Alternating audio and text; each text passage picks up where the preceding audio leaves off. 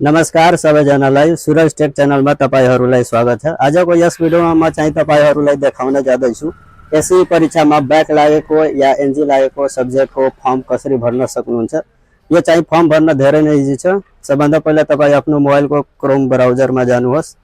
त्यसपछि यहाँ चाहिँ सर्च गर्नुहोस् payment.se.gov.np।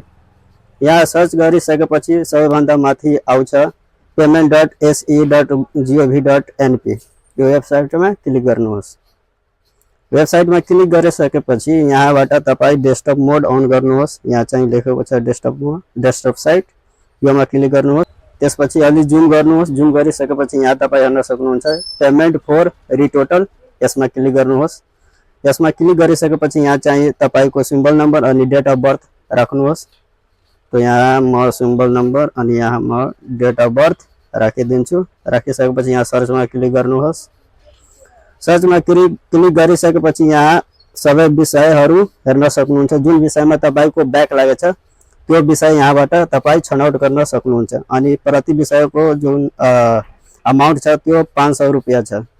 अनि जतिवटा विषयमा तपाईको ब्याक लागेछ त्यतिवटा विषय यहाँबाट तपाई सिलेक्ट गर्न सक्नुहुन्छ। म चाहिँ यहाँ नेपाली र इंग्लिश सिलेक्ट गरे।